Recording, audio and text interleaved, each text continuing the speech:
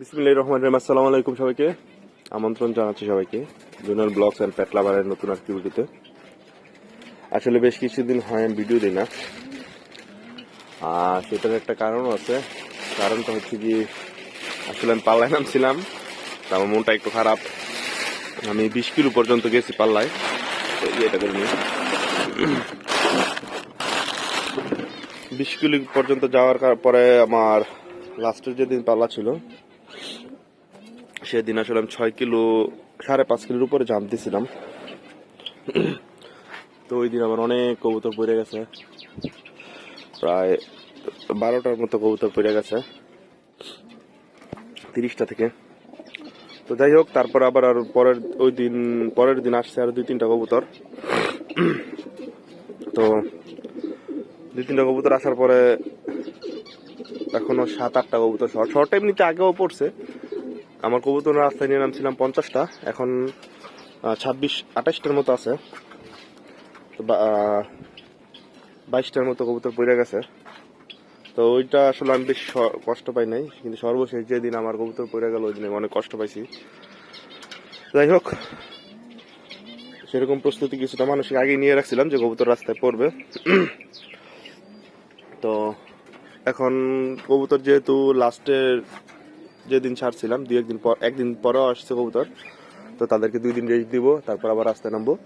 আর এরই ফাঁকে আমি একটা কাজ করছি যে আমার 20 কিলো থেকে আসা কিছু কবুতর আমি, যেগুলো আমার খুব পছন্দের, যেগুলোর বাচ্চা কাচ্চা আগের বছরে করা আছে, ওই বাচ্চা কাচ্চাগুলো আসছে, ওইখান থেকে কিছু কবুতর থরে দিয়ে দিছি। সেটা আপনাদের সাথে শেয়ার করবো এখন।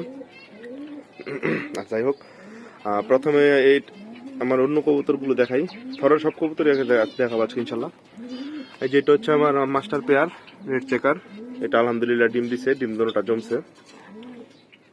আচ্ছা, এরপর হচ্ছে যে আপনার ওই যে এই পেয়ারেরই বাচ্চা, এটাও ডিম দিছে, এর আগে ডিম দিছিল।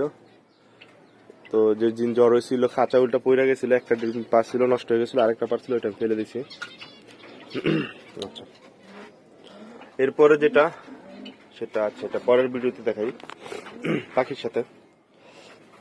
আচ্ছা, এরপরে যেটা আপডেট সেটা হচ্ছে এই যে এইটা 20 কিলো থেকে আসা। তো আমি এটা আসলে রাস্তায় দিতেছি না, এটার বাচ্চা আছে, এটারও বাচ্চা আছে, না এটার ভাই আছে সাথে একটা। তো এই যে এটা হচ্ছে আমার চায়না খাকি, খুব প্রিয় একটা কবুতর। দুইটা আসলে 2 ভাই, এক ভাইকে রাস্তায় রাখছি, আরেক ভাইকে আটকাই দিছি। আর এই মাদিটা, এটাও আমার প্রিয় একটা কবুতর, এটাও আসছে। তো এই 2টা পেয়ার দিয়ে দিছি, এ হচ্ছে এক পেয়ার।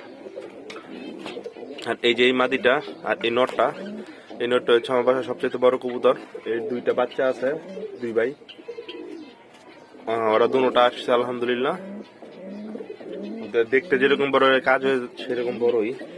তো এরা তো এই নর আর এই মাদি পেয়ার দিয়ে দিছি। এইগুলো আর এবার রাস্তা যাবে না, সেগুলোর বাচ্চা কাচ্চা ইনশাল্লাহ এবারও যাচ্ছে, আগামী বছর যদি আল্লাহ ঠিকঠাক থাকে যাবে। এরপর হচ্ছে যে খয়রা গলাটা, এটার বাচ্চা 3টা বাচ্চা আছে, 3টাই আলহামদুলিল্লাহ আসছে এখনো পর্যন্ত। তো এটা রেখে দিছি। আর এই যে মাদিটা, এটাও 20 কিলো থেকে, এর নিজেও আসছে 20 কিলো থেকে। এই মাদিটাও আসছে 20 কিলো থেকে। তো এই 2টা পেয়ার দিয়ে দিছি। এর গত বছরে বেশ কিছু বাচ্চা করছিলাম। আচ্ছা, এরপর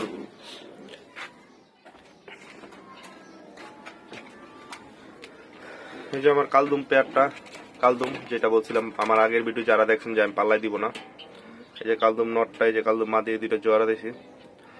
খুবই দুঃখের বিষয়, সর্বশেষ পাল্লায় এর 3 বোনের মাঝে 2 বোন পড়ে গেছে। টোটাল 5টা কালদম দিয়েছিলাম, 3টা আসছে আর 2টা আসতে পারি নাই, সেটার জন্য আমার মন বেশি খারাপ। আর কিছু কবুতর আছে যেগুলো আসলে বলে বোঝানো যাবে না, এগুলোর জন্য মন খারাপ। আচ্ছা, এরপর হচ্ছে গিয়ে যে সিলভার মাদিটা, এটার বোন আছে রাস্তায় এখনো, এটাও 20 কিলো থেকে আসছে। আর এই যে নটটা, এই 2টা পেয়ার দিলাম, এগুলো আর রাস্তা যাবে না। তো total 1 pair, 2 pair, 3 pair, 4 pair দিলাম 20 কিলো থেকে আসা, রাস্তায় যাবে না। এরপর হচ্ছে কি আমার এই যে সবজি রেসার পেয়ারটা, ও আমার যে রেড চেকারের ওইগুলো একটা বাচ্চাও যাচ্ছে রাস্তার সাথে, তো রেসারের জন্য আসলে এটা আমার কিছু না, তারপর আমি দিচ্ছি হাতে। আচ্ছা, এই যে রেড চেক সবজি পেয়ারটা আর বাচ্চা, আমার মাদিটা সম্ভবত গ্রিজেলের বাচ্চা হতে পারে, কারণ এর আগেও পেয়ার দিছি, এবারে অন্য কোনো সাদা বাচ্চা বেরোচ্ছে, এবারও দেখা যায় একটা সাদা বাচ্চা, সাদা ক্রস বাচ্চা বেরোচ্ছে। যাই হোক, এটা কোনো সমস্যা না। আর এই যে এখানে মিলি আর রেড চেকার পেয়ার দিছিলাম, বাচ্চাগুলো আলহামদুলিল্লাহ অনেক সুন্দর হয়েছে, অনেক সুন্দর। এই যে বাচ্চাগুলো এক আঙ্কেল বলছে বুকিং দিয়ে রাখছে, বুকিং বলতে টাকা রাখি নাই, আমাদের এলাকারই বলছে। আর এখানে গলা কষাটা জোড়া, শখের বসার এই জোড়াটা, বাচ্চাগুলো আজকে ইনশাল্লাহ জবাই করব। আর কবুতর এখন 20টার মতো আছে, এই 20টাই রাস্তায় ছুটবে ইনশাল্লাহ। দাফরি একদম খালি হয়ে গেছে, কবুতর আছে 30টা, 20টা হচ্ছে গিয়ে ছুটার জন্য, 10টা 1 দশকের বাচ্চা, সবগুলোরই 9 পর 8 পর, ওইগুলো আর রাস্তায় নেইও নাই। আর ওইগুলো আমার যে ভালো কিছু কবুতর বাইসা রাখছি, ওইখান থেকে বীজ রাখছি।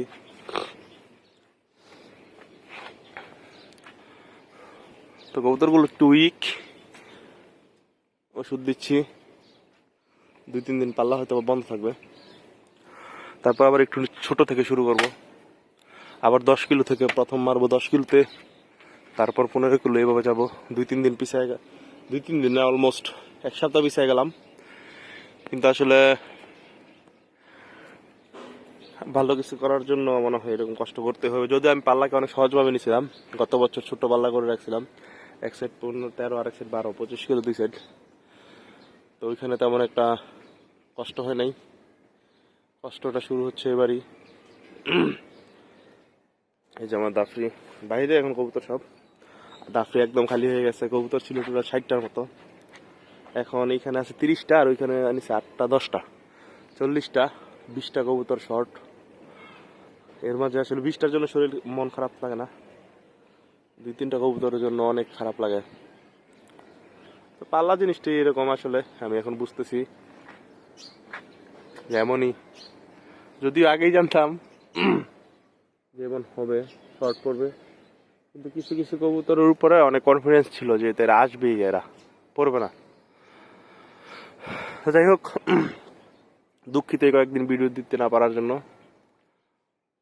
তো সবাই ভালো থাকবেন, সুস্থ থাকবেন সবাই। সামনে যেহেতু শীত আইসা পড়ছে অলরেডি, সামনে আরো আসবে, সবাই সবার কবুতরের দিকে যত্ন নেবেন। ভালো থাকবেন সবাই, আসসালামু আলাইকুম।